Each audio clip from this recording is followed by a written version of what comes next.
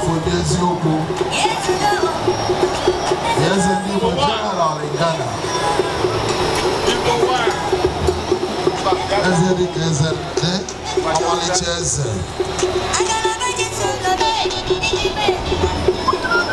That's all house room. As a new one in Ghana. As a